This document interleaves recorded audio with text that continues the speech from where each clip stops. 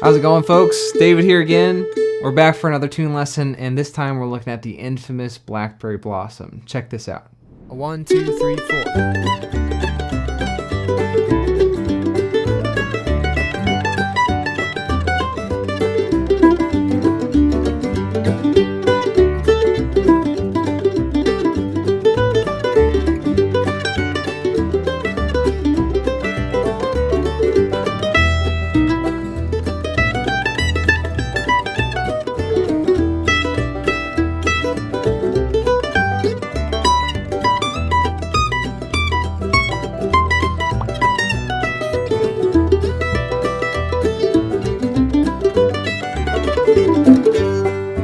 Well, I guess that doesn't really sound exactly like Blackberry Blossom, but let me explain a little bit. So when I first learned this tune as a beginning mandolin player, I was actually pretty intimidated playing this in the jam for a few different reasons. One, because the melody has a lot of different fast notes in it. You have to use your fourth finger quite a lot, which is challenging. And then the chords are really hard to remember. They move so fast, and it's really hard to take an improvised solo that actually lines up with the harmony of this piece. And maybe some of you folks have had a similar experience with this tune. If so, we're gonna do a bit of a deep dive on this one today. If you've seen some of my other mandolin videos, you might know that I'm a big supporter of working out solo ideas in advance for a tough tune like this. And at first, I thought that wasn't cool. I thought all these great mandolin players out there that I looked up to were always improvising and were so spontaneous and always executing these ideas perfectly in the moment, but that's just not true. In fact, I go so far to say that most professional mandolin players in the bluegrass world play similar ideas on their solos from night to night every performance. Not to say that they can't improvise or that they don't go off script sometimes and try new things, but I think what it does say is that most of these mandolin players have spent a lot of time in advance working out their ideas, organizing their thoughts, and coming up with new vocabulary for a tune like this so they can draw from that as ammunition when it comes time to play. And that's exactly what I've tried to do with this tune, Blackberry Blossom. That solo that you heard me play was pre-planned 100%, written out phrase by phrase. I worked it up and played it just for you guys here, and I'm gonna show you how to play it as well. And here, just a disclaimer, because I know some folks at this point might be rolling their eyes after hearing me play that flashy, off-the-wall solo. The caveat is you don't have to learn this. You don't have to learn any solo from another player on Blackberry Blossom or even write your own solo for this tune. But I will say that any transcription or solo writing project that I've partaken in has always helped me grow in my vocabulary, my expression, my facility, and has actually helped me improvise better in the long run, which is kind of weird. So my hope through this lesson is to help equip you in this way with Blackberry Blossom, and also to share a little bit more about my thought process as I was writing this solo. So hopefully you can take some of these same ideas and apply them to whatever other tune that you're working on. And to be thorough with this tune, we're gonna start at square one, and I'll show you how to play the chords and my version of the melody first. Then we'll tackle the solo phrase by phrase. I'll show you all those fancy licks that are going on here, and we'll have a lot of fun and see what happens. So when you're ready, grab your mandolin and let's get started.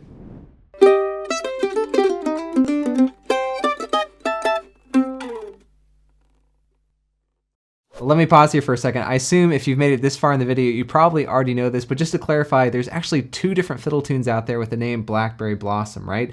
There's this one that's in the key of G major, and then there's another one called Garfield's Blackberry Blossom that's in this weird G Lydian dominant mode, which is really unusual for fiddle tunes.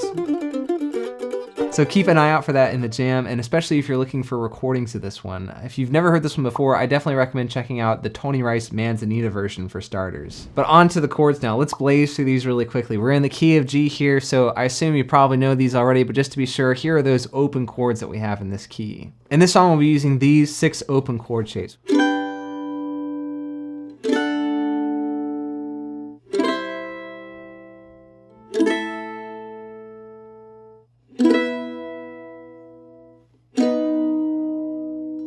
But if you're gonna play this in the bluegrass jam, it's probably better to learn the chop chords for this song. And this is difficult because the chords go by really fast and there's a lot of chord changes. So let's review these shapes.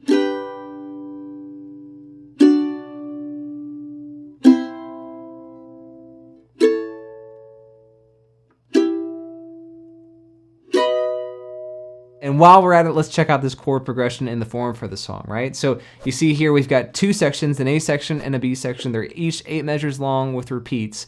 But here on the A section, you can see there's a lot going on in the chord department, right? Here we're changing chords every 2 beats. So starting up, we have G for 2 beats, D for 2 beats, C, G. We have C, G, moving up to A, and then finishing this line with a D chord. And then the second line kind of repeats what happened on the first line with a little bit of a different ending. So starting out with G, D, C, G, C, G, and then we end with D, back to G again. So when you string all those together, it should sound something like this.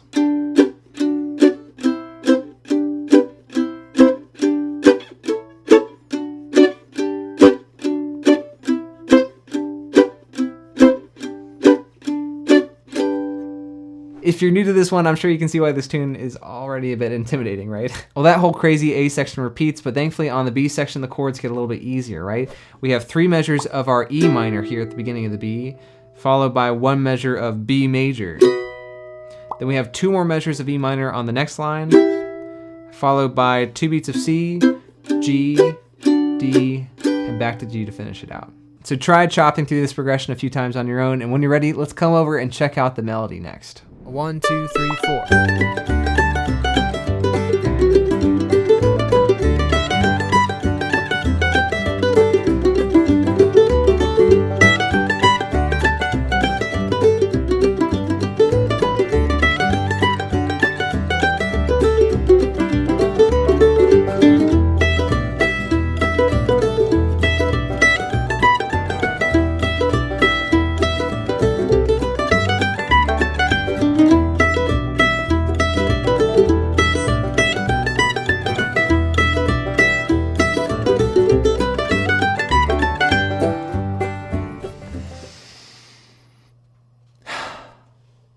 Nothing like a fresh set of tabs to invigorate the soul of a mandolin player, right? It's time to dive into this transcription. I don't know if this is gonna work on camera, but hopefully this will look really cool on your end. Ow.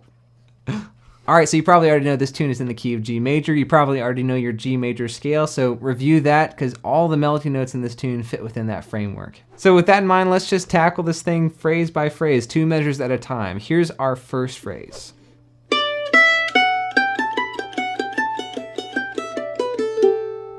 So we have a 3-beat pickup, all quarter notes, right? Then we have this scale pattern that comes up a lot in fiddle tunes. I call this the Blackberry Blossom pattern, where you walk up 3 notes on the scale and come back down to the note that you started on. Then we're just sequencing that idea down 1 fret at a time. So next starts on the 2nd fret here, up 3 notes back down, and then starting on your E note. Then we just have a little bit of a run there at the end to get us down to this low G. And here, I know right at the beginning, we're having to use our 4th finger, right? And I would recommend using your pinky here on the 7th fret instead of walking up because you're gonna have to shift back down really quick, which I think is pretty difficult on a tune like this. So for now, keep your 4th finger in action. All right, here's our 2nd phrase.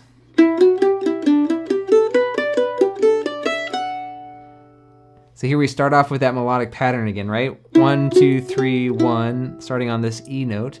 Then we have a run starting with the D string. It's kind of along your G pentatonic scale. Then the next 4 notes are a G major arpeggio, right? You have B, D, and G, which are the 3 notes of your G major triad. Then lastly, we just have a run that kind of implicates this D major chord, right? We have an A, a D, and an F sharp there as well. All right, the next 2 measures are exactly the same as the beginning of the tune, right? So you've already got this.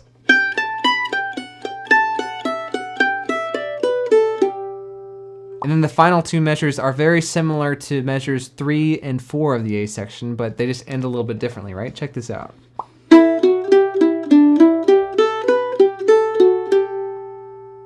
So the only real difference is this very last measure, right?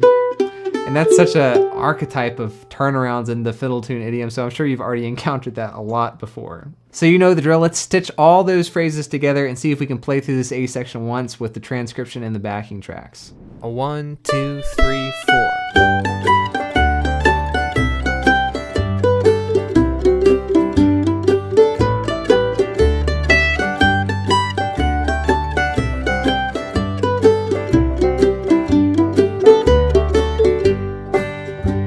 All right, now for this B section here, it's a different sound, right? We're landing on this E minor chord here at the top, and it almost sounds like we've changed key, but really we're just in the relative minor key of G major. But that being said, we do have this weird B major chord that happens a bit later on, which doesn't fit in the key of G, right? And here, not to get too deep, but the way I think about it is that this B major chord, even though it doesn't fit with the key of G major, or the natural minor, the relative minor, which is E minor, you know, here we have a B, a D sharp, and an F sharp note for our B major chord, and that D sharp doesn't fit in either of those scales. But there is a reason why we're using this B major chord here. You probably know it's the 5 of our E minor chord. So there's this root motion of a 5th from this B chord to this E minor chord, which has a really strong harmonic pull. So when we get to that second line of the B section and we're playing this E minor chord right after the B, it feels natural. It feels really intuitive. So that's why it's there. It doesn't make it any easier for us when we come to improvising over this tune a little bit later, because we really have to switch gears in order to accommodate for this B major chord, but more on this in a bit. So tuck all that away in the back of your mind for now, and let's dive into the melody for this B section, starting with the first 2 measure phrase. It should go something like this.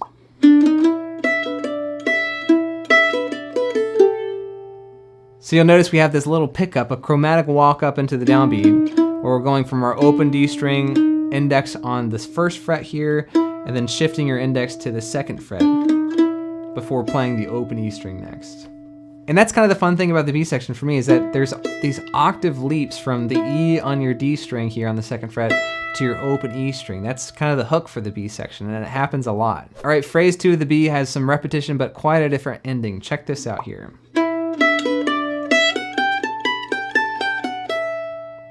So here on that last measure, we have a little bit more heavy lifting with your 4th finger again. Here's that melodic pattern that started out the tune, and then we walk down from the 5th fret down to the open E string. So this next phrase is almost exactly the same as the first phrase of the B. There's just one note that's different at the very end, so watch out for that.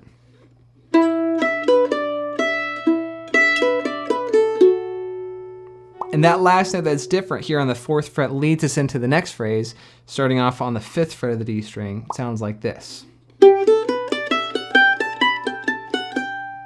So we got this long run up the G scale,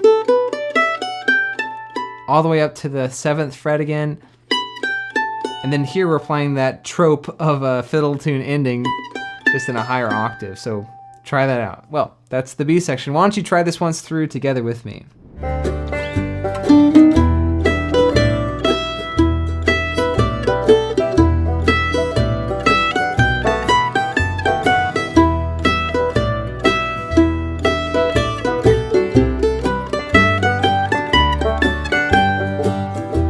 All right, now it's time to have a little jam session, right? Let's see if we can play through the whole tune, both A's, both B's, with the transcription in the backing track. 1, 2, 3, 4.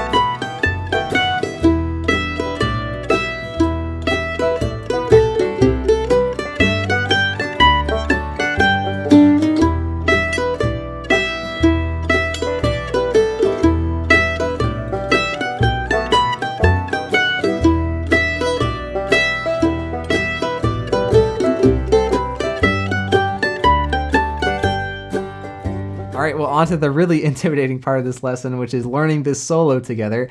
And I feel like I am learning it with you because I was a bit ambitious with this thing and maybe bit off a little bit more than I can chew, but I hope some of you advanced players out there really enjoy going through this. But again, just to get this in our ears again, let's listen through the solo and see what we're up against here. 1, 2, 3, 4.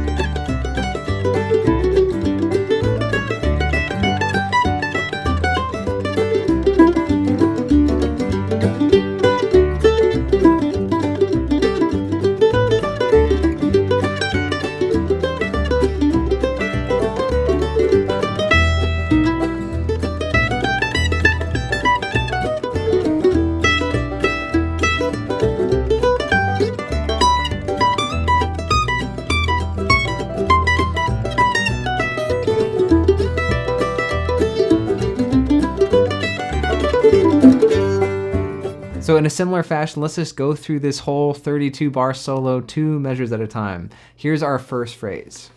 All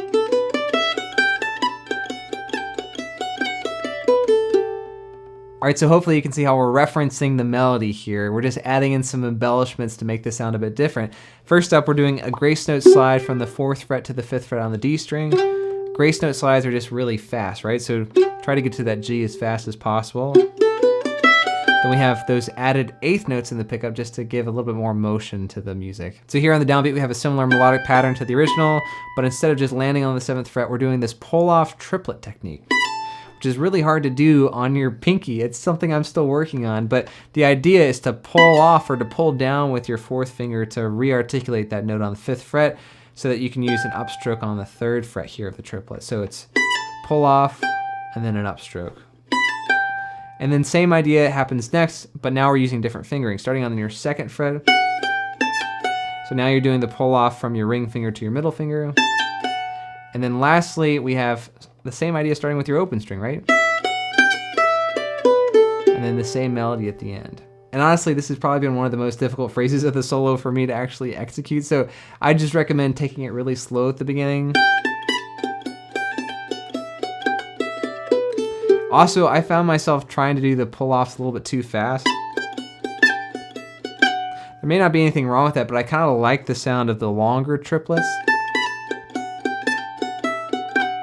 which is harder because it means you're having to delay the pull-off, which makes it a little bit more difficult for the 2nd note of the triplet to ring out. But I don't know, it has a little bit of a nicer, more even sound, which I like.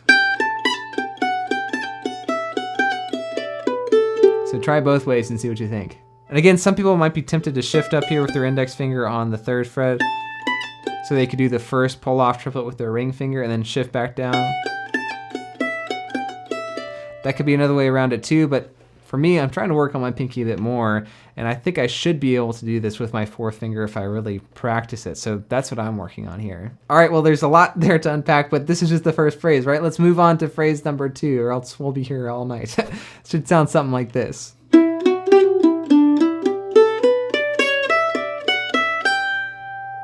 Here I added in one more pull-off triplet just to kind of keep the continuity of the musical motifs I added in the first phrase. And then I start messing around with a new motif, this idea of a 3rd. Here on the 2nd measure, we have, which is just another scale pattern that I try to take advantage of in the following phrases. And check it out here in phrase 3.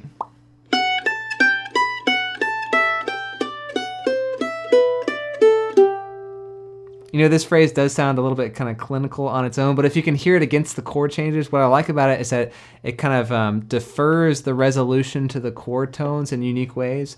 So for starters here, we're playing over a G chord, but the first 2 notes of the measure are an F sharp and an A, which definitely sounds a little bit unique over a G chord. But the next 2 notes are our G and our B, which do resonate with that G chord. So we have this tension and release that's happening there. On the next chord here for D major, we're starting off on an F sharp and an A, so we do have the consonants with that D major chord, right? Those are chord tones. But then we play an E and a G, which get away from D major, leading up to our C chord. But when we get to the C chord, we play a D and an F sharp, which fit with our D chord, so we're kind of like flip-flopping things there to add a little bit more tension before finally resolving to the C and the E for our C chord right afterwards. So we're weaving in and out of the chord tones in unique ways there. And to wrap up this first A section, we're playing this kind of bluesy phrase here.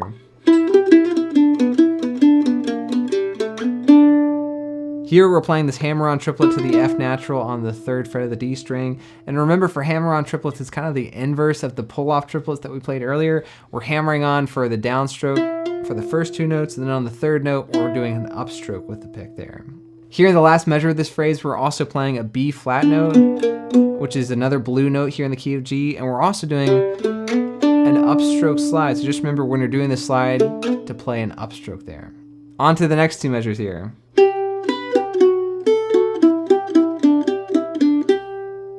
Here we have a little bit of a break because we have some longer rhythms.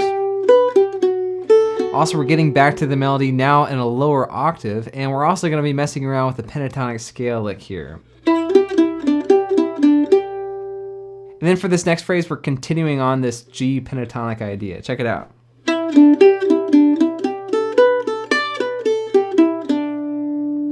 David Grisman-esque, I think. And then for the last line here, there's some interesting arpeggios that are going on. Check this out.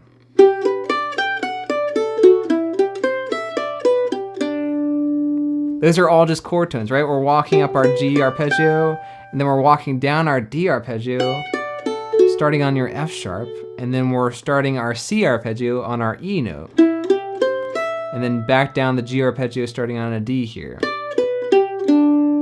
Here, I know these arpeggios don't really sound like the melody, but at this point we've heard that A section melody a lot, and this is kind of a unique idea that also parallels some of the same motion that we have for the melody, right? We're playing the G note here, and the F sharp,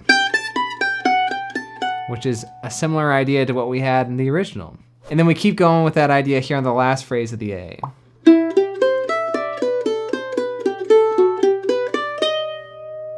So we're doing another C arpeggio starting on our E note.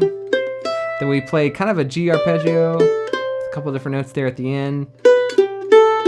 Then we play that classic fiddle tune ending, followed by some weird notes, right, that are setting us up for the E minor chord at the B section. But I know that's quite a lot to work through already, so take your time going through each of those phrases and all those crazy embellishments. But when you are ready, let's come over to the backing track in the transcription and play through this A section of the solo once together, a bit slower. 1, 2, 3, 4.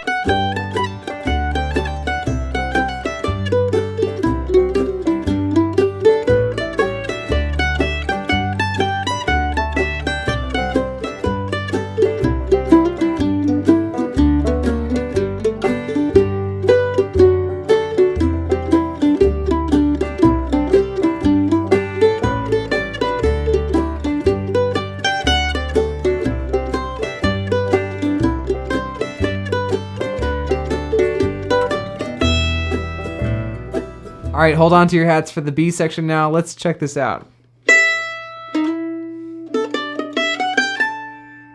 You know, as I was writing this, I was thinking it'd be nice to have a big pause at the beginning of the B section because of all the crazy eighth notes that we've played up into this point, right? So when you play those two half notes, it makes almost like a scene change happen here on the B section. Also, we have this tie across the bar line, which means this open A is going to be on an upstroke.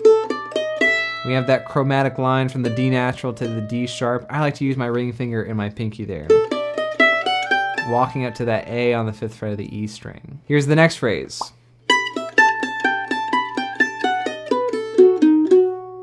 All right, here we're putting our 4th finger through the paces again, starting with our pinky on the 7th fret of the E string. Then we have a hammer-on triplet with our pinky from the 5 to the 7.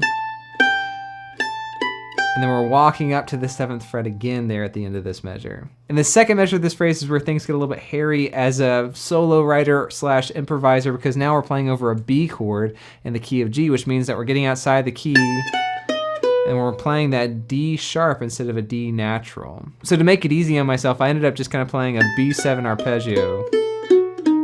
And then I shift down with my index finger on the D sharp here on the D string, 1st fret. The next phrase, just for a change of pace, we get back to some B section melody again. Check this out.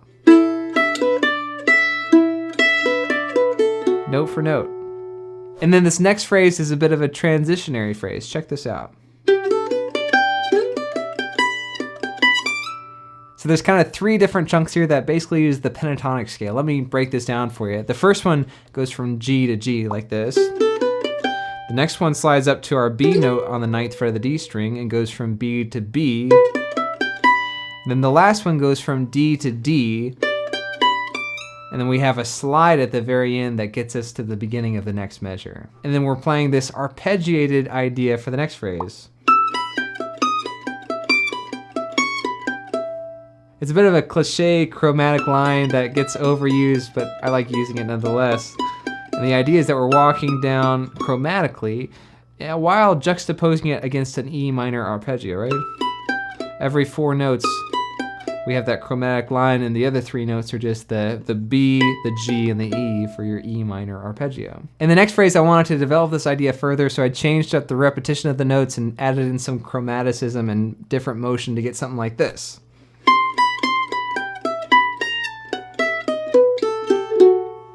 So we're starting off with 2 iterations of this C to B idea before finishing out the E minor arpeggio like we were doing earlier. And then we're hopping down to the B note and walking down chromatically to the A here on the 5th fret with a little slide there on an upstroke before finishing out this kind of crazy harp arpeggio run.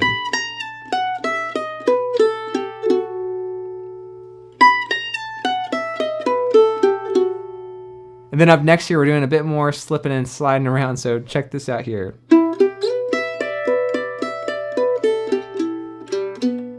Starting on your E note here on the 2nd fret of the D string, we're doing an upstroke slide to the B on the 9th fret of the D string again. Then we're doing some cross-picking ideas around this double stop, 9 on the D, 5 on the A string, and then our open E string.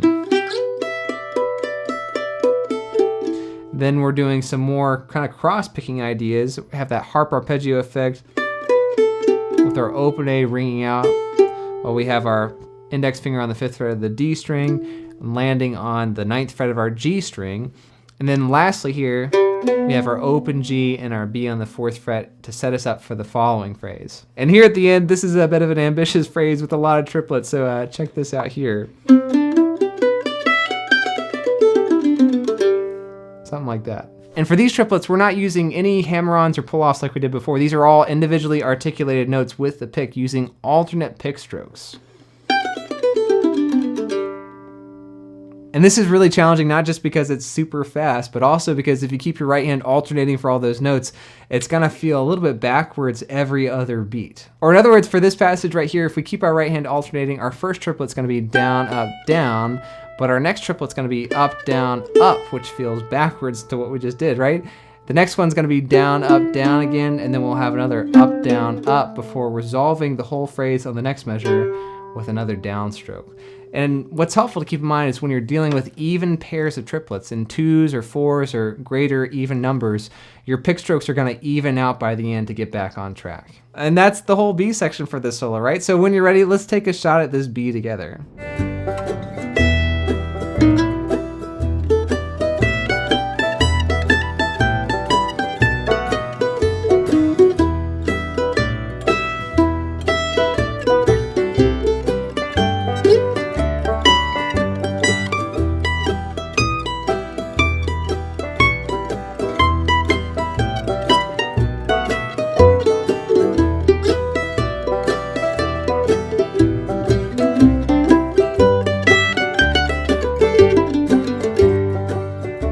Just for fun, if you're up for the challenge, let's see if we can do both the A and the B of the solo together. You ready? 1, 2, 3, 4.